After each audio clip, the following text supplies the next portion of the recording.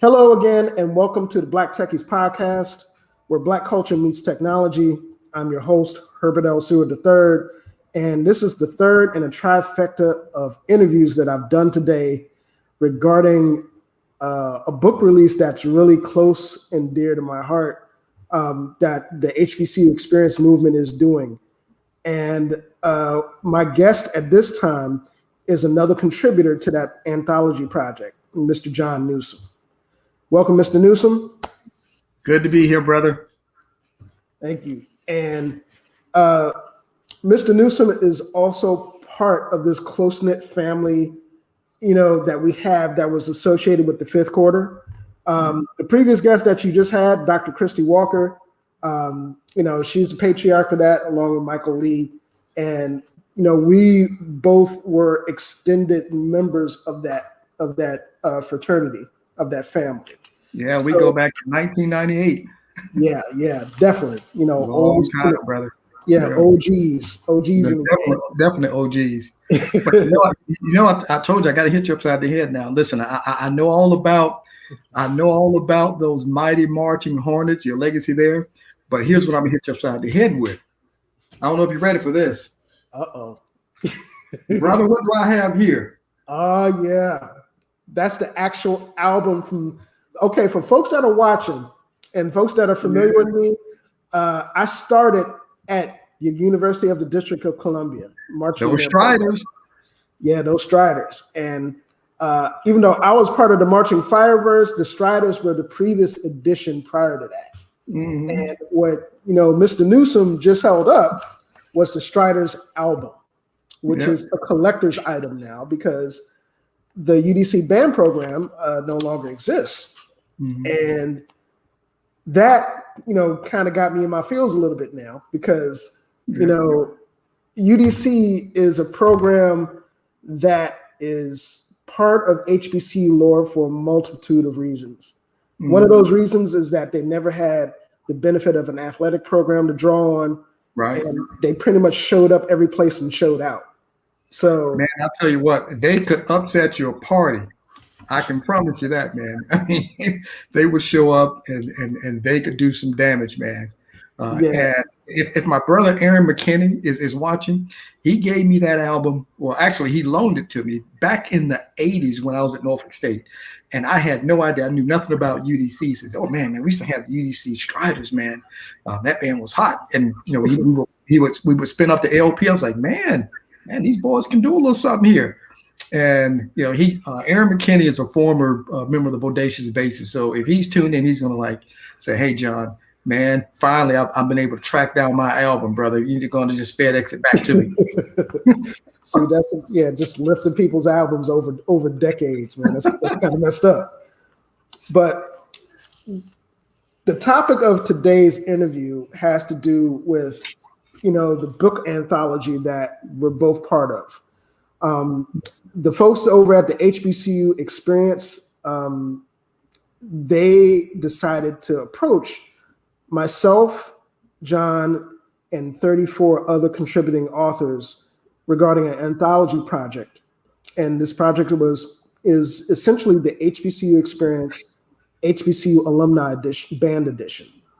And needless to say, all of us that are a part of it are really proud of the project. And we're looking forward to it dropping on April the 27th. And essentially, we're here to talk about the book. And we're here to talk about, how John has, kind of matriculated through this experience. So tell me, if you could, tell the audience a little bit about yourself.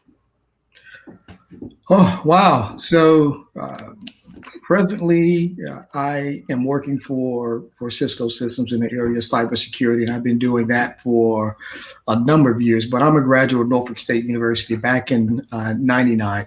I'm sorry. I don't want to advance my years or make it seem like I'm younger than what I actually am. Graduate in 1989. But I entered in 85. I'm from Atlanta. And, my story of how I ended up matriculating to Norfolk State University is an interesting one. I want to share that save it for the book because there was kind of an interesting journey that got me to Norfolk State. Because for me it was kind of a sight unseen scenario. So it is going to be an interesting read, to say the least, that around, hey, how did you end up at Norfolk State? But in the end, it worked out well. Matriculated through, got my degree in electronics engineering technology.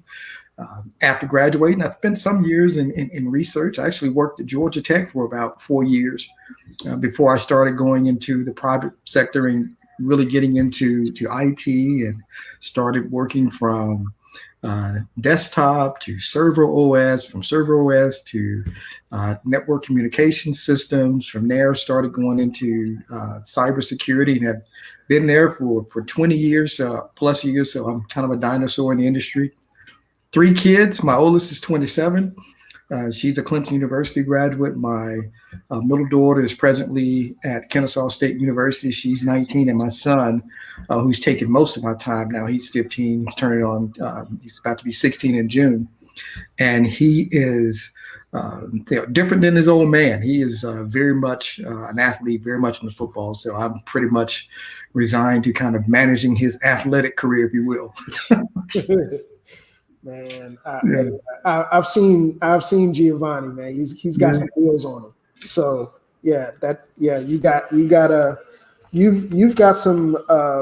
some university visits and some recruiting on your hands. Yeah, man, we got a visit coming up to Princeton this summer. We got the Princeton athletic program wanted to see him, and Columbia wants to see him, and then we've got Furman University wants to see him. So I've got a few camps to take him to. So it's kind of crazy. He never really picked up the musical DNA, although he's taking the guitar class in school.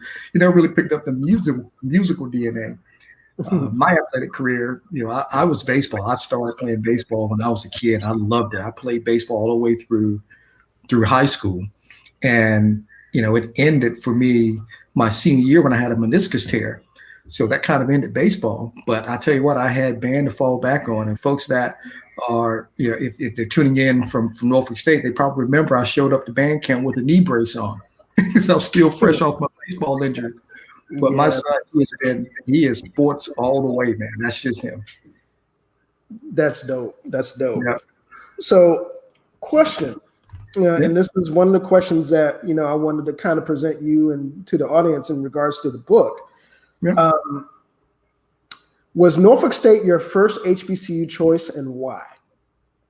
No, it wasn't. I'll tell you what's interesting is my father was a Morehouse grad, and he was in the Maroon Tiger Band. He was a percussionist.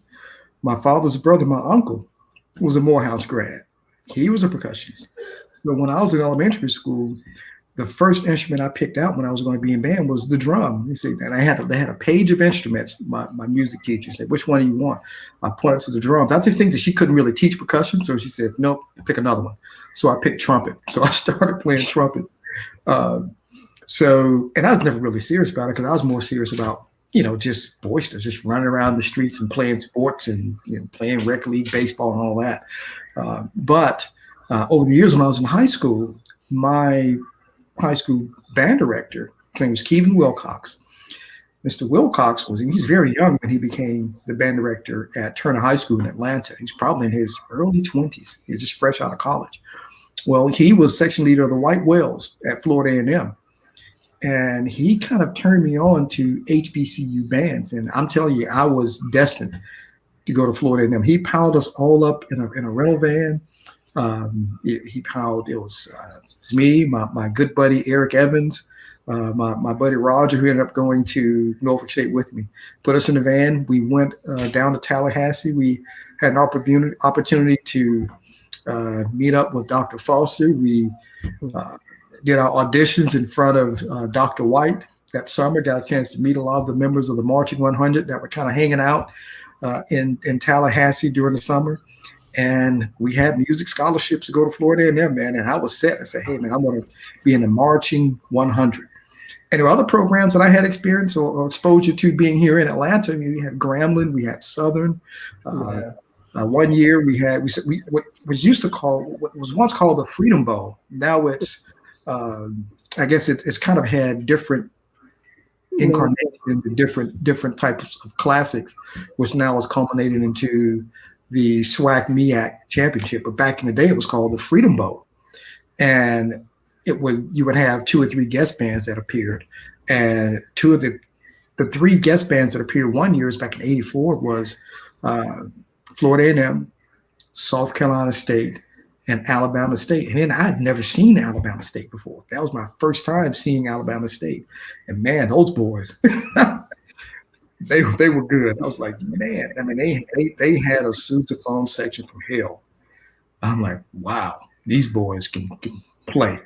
And they actually had a feature at halftime where they had a trombone player, and he was playing the trombones, with his foot.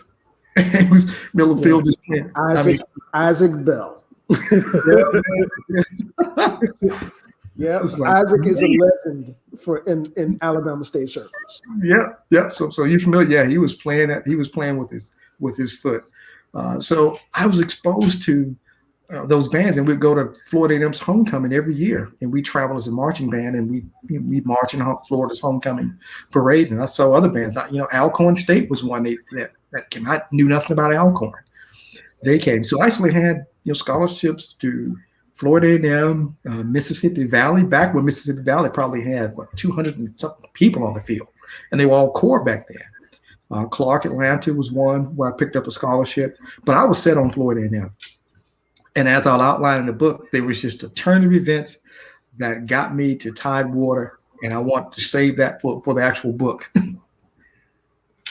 That is dope. I'm looking forward to seeing that story myself. Yeah. Now, how would you describe your experience at Norfolk State as a band member?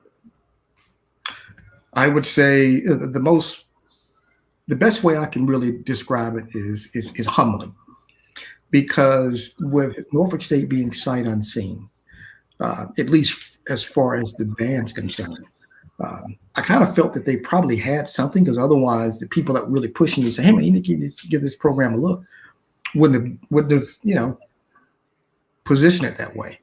And I already had a sister that was at Norfolk State, but I really never looked at Norfolk State from a band perspective. So in all honesty, I kind of thought that I'd come in and I'd be kind of like the guy.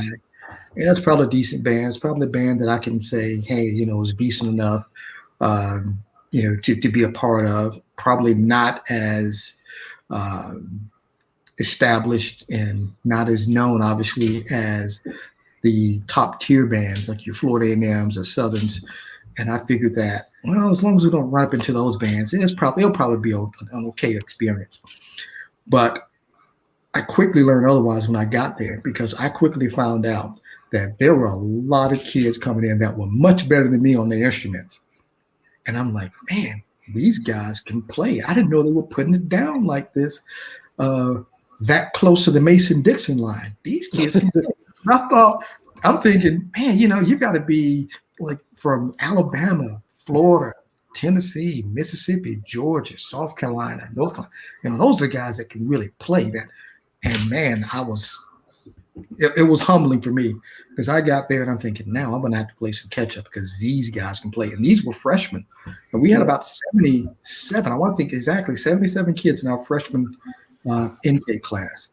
And they had one of the saxophone players. We were playing I'm So Glad. And, in my high school, we didn't have a jazz band.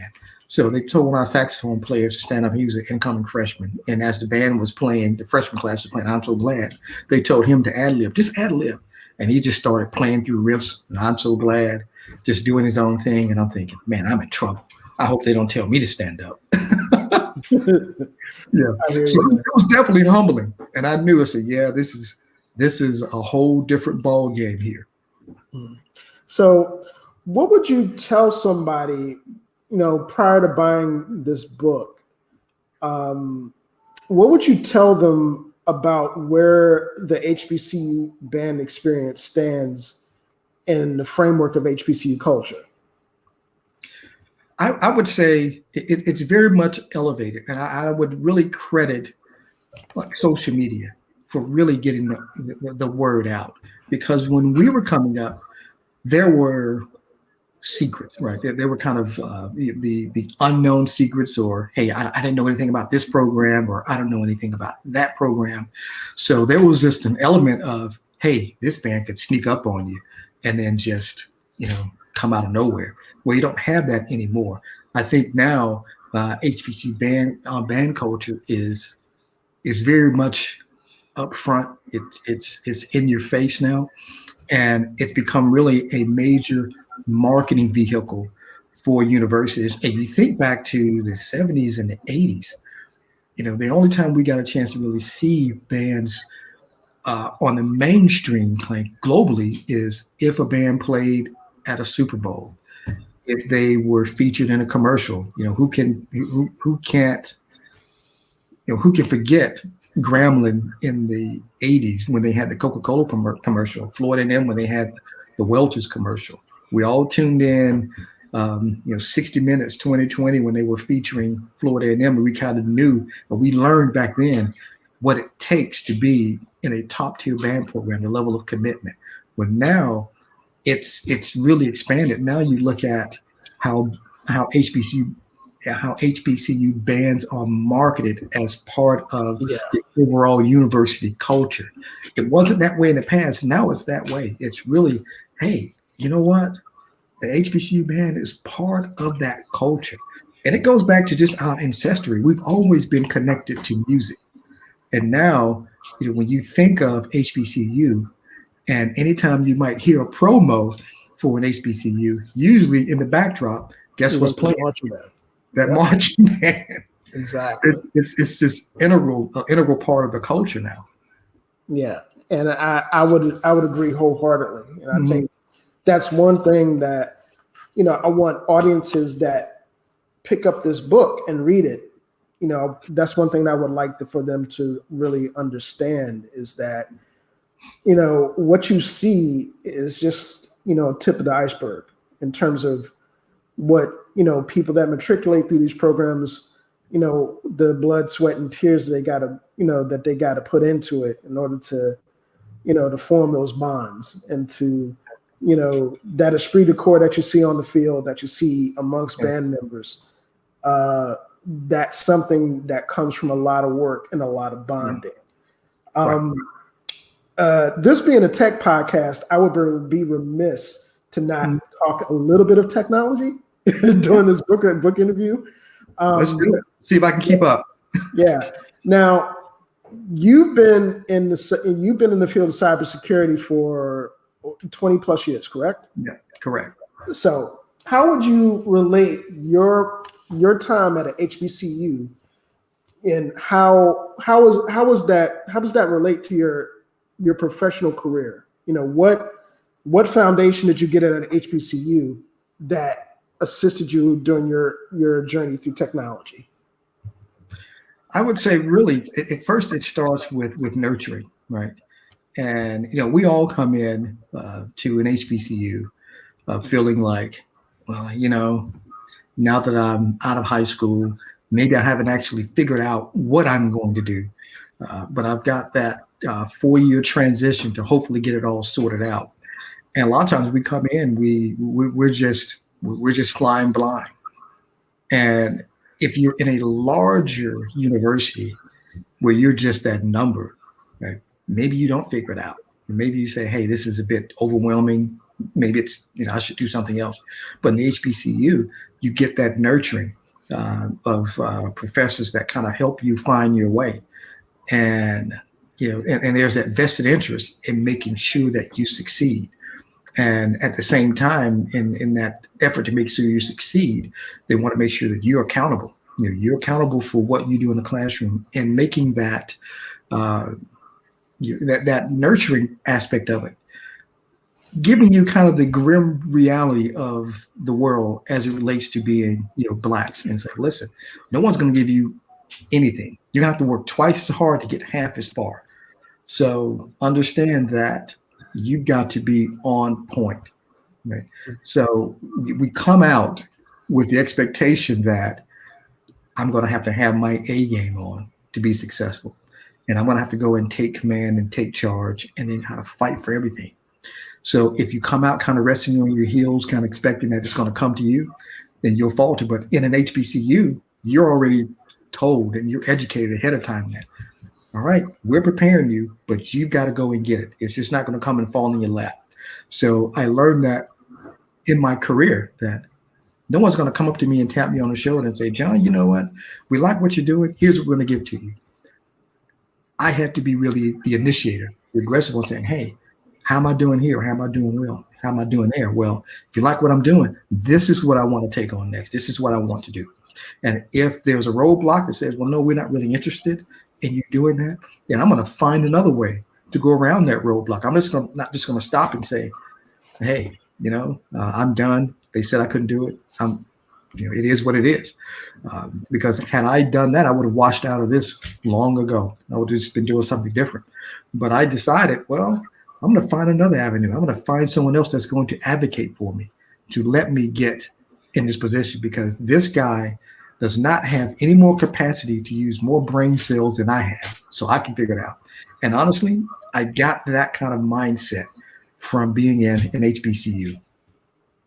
Yeah, I think that's a shared experience that a lot of us, well, pretty much anybody that's, gone through matriculating at an HBCU on whatever level, can relate to.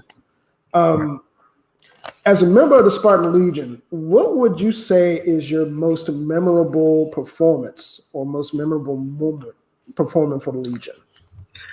Oh boy, this might be a little bit of a curveball, because what you're probably expecting is for me to really point out a halftime show. And I'm not. The most memorable performance, you have to go back to 1985. And this was the Coca-Cola Centennial Parade here in Atlanta. And this is where we were celebrating the 100th anniversary of Coca-Cola.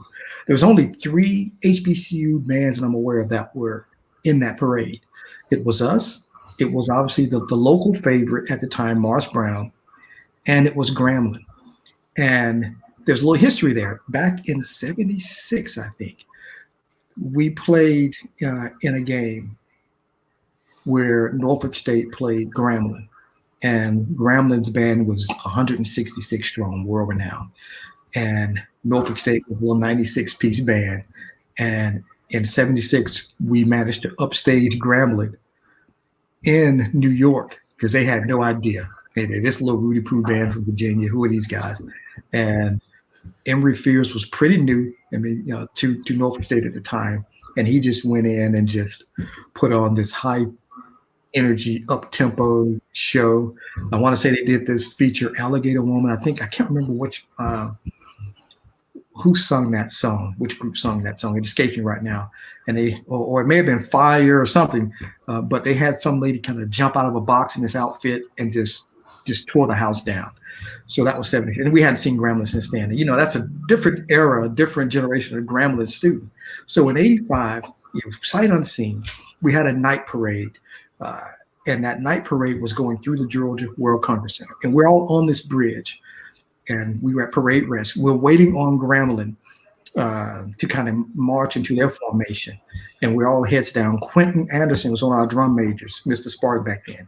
So as we're in the parade rest and Grambling's marching by, we're not looking at them. We just hear them kind of marching through, and they're just doing 4, 8, 4, 8. You can hear them just kind of march. And we're on this bridge. This bridge was kind of bouncing as they're marching through. So that kind of could lead you to be a little bit intimidated. And our drum majors walking down each rank saying, don't look up. Don't you dare look up and give them any attention. Stay focused, stay down, parade rest. But when it's our time, let's go. Soon as they call us to attention, up 2, 8, we started marching right behind them. And as we're going in, Grambling's in front of us. We're the band behind them. There are kids on the bridge. And the kids are on this bridge shouting. They knew Grambling, and they knew Grambling's Coke commercial. So they were screaming over this bridge, Coke is it. Grambling is it. Coke is it. Grambling is it. And I was like, man, we're in enemy territory. So Grambling starts marching in. They're playing the Sammy Mystico tune that they're really known for playing, which is normally their kind of downfield number. Mm-hmm. So we came to attention afterwards. And the parade organizer said, hey, guys, keep it mezzo, keep it forte. Don't play loud just because you're going to be inside and the rafters are going to echo the sound. We don't want to, So we came to attention, and the first thing we started blowing was Rick James' Glow. And we just dismissed whatever that parade organizer told us. We were blowing. We were blowing, and we came marching through like, hey, listen, this is our time. And what was funny about it is when we had a break in the music, the kids' chant changed. Those same kids were saying, Coke ain't, they say, Coke is it. Gremlin ain't, you fill in the rest. Right. So we went marching through, and at the end, we were going up the elevators. And not only did we not stop playing, we were playing Behold, riding up the escalators, still playing. And when we got to the top, we were looking for Gremlin because we were ready to square off and play. And they were nowhere to be found. I mean, it was just, you could hear, we don't know to this day how they got out of there so fast. There were no buses. All we could smell were bus fumes. They were gone. But the next day, they kind of creeped over, and their percussion section leader was like, bring your section leader over, bring your percussion section over, bring them over here. So Grandma's percussion section was playing. And our section leader at the time, his name was Ray John. And Ray was asking Mr. Fears, let's play, please, Mr. Fears, please let us play. So he said, okay, go and play. So MD lines up, and then they started playing. And I think Grambling realized that this percussion section is on a whole different level. So they kind of, said, all right, yeah, we probably met our match that day. That was my most memorable performance. That is amazing. And Yeah. and just hearing that, this is for those folks that are watching the podcast and are eagerly waiting the release of the book. These are the types of experiences that I want people that, that bless us enough with buying the book and supporting it to get from it. Because, I've lost count of how many stories that I've heard during my time being a part of the culture that, embodies that type of enthusiasm, that type of, memorable experience. And, this HBCU anthology is something that's, like I said, everybody that has been a part of this project as a contributor is excited about it. Yeah. And they really, we're really looking forward to seeing, audiences, the general public read our experiences. Now, I'd be remiss to not talk about Norfolk State and have a Norfolk State grad here without talking about your rivalry with Hampton.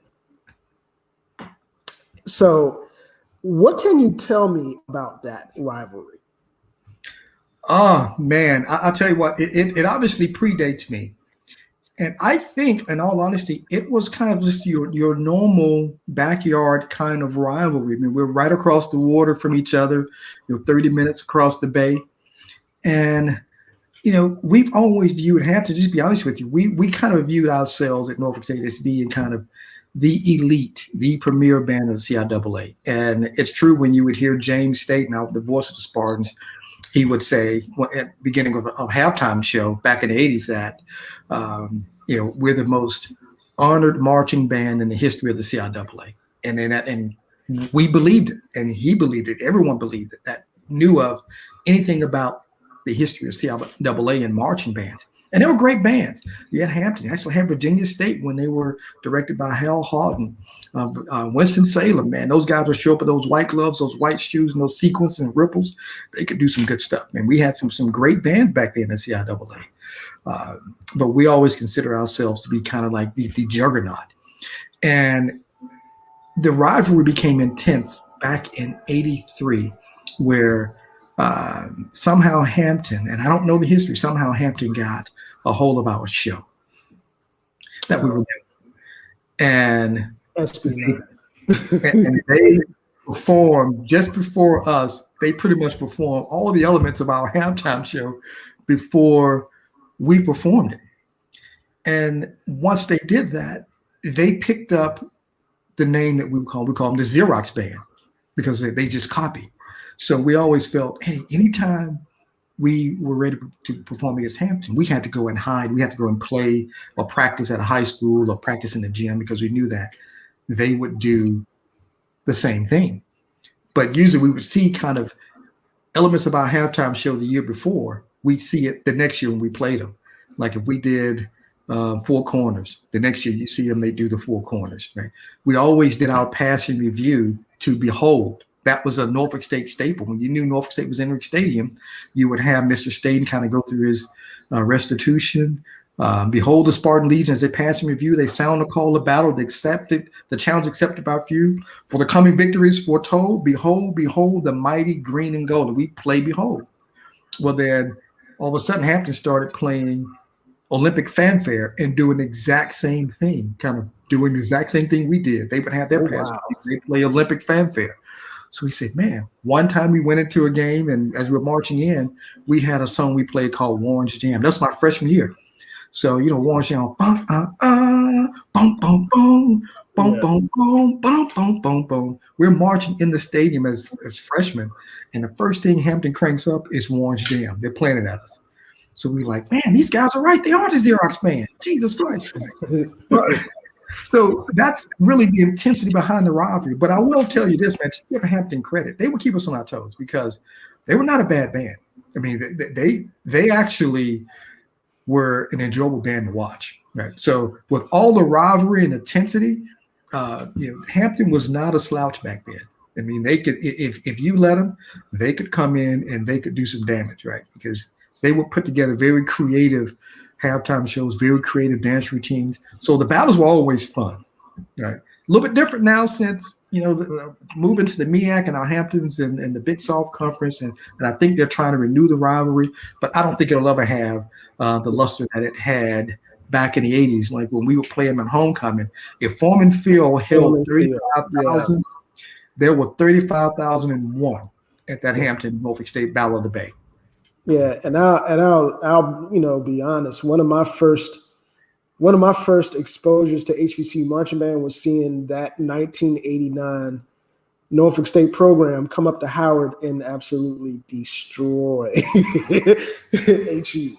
And I mean, HE had a really good band program that year. Yeah, I think I remember the entire show. I think that show had finished on a Howard Hewitt number.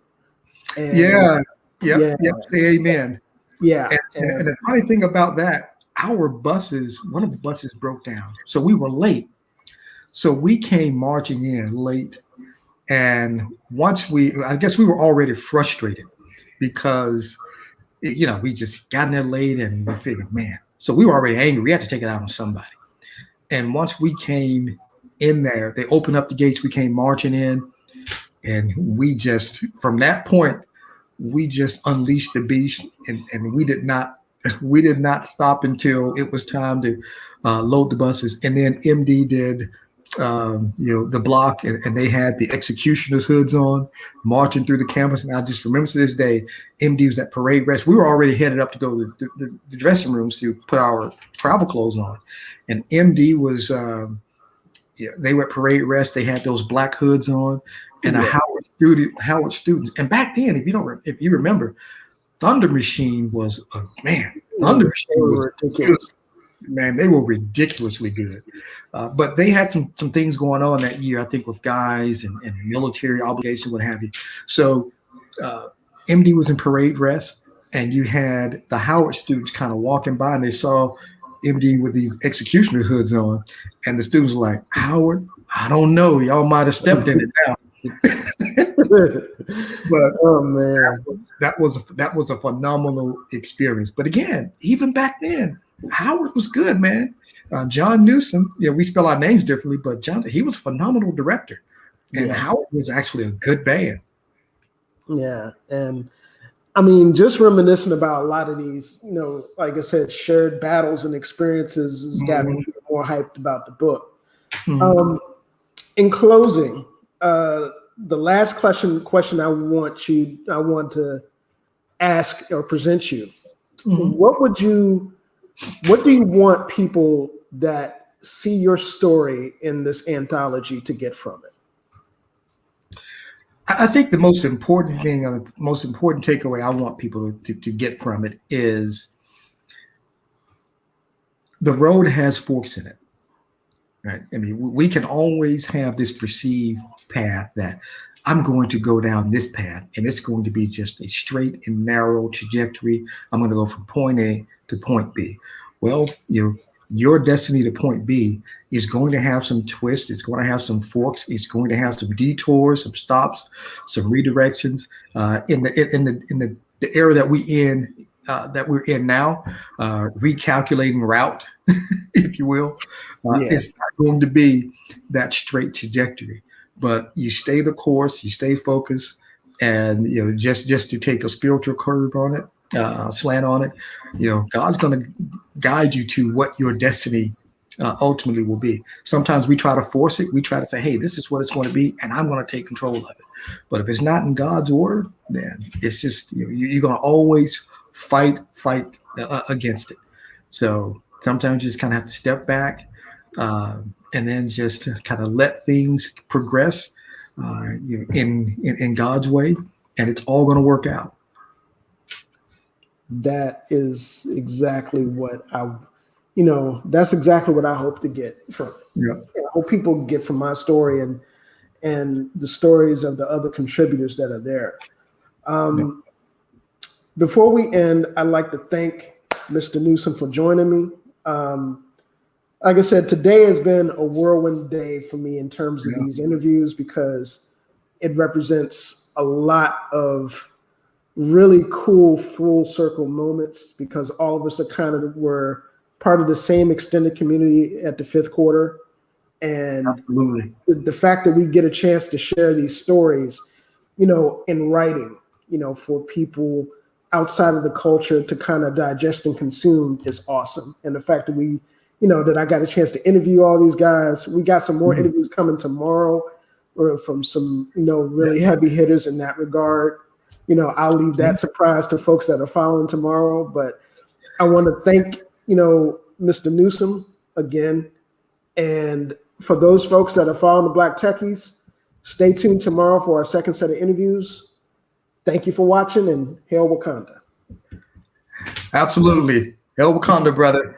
It's good seeing you again. Likewise, man. We'll talk to you soon. Bye. Later.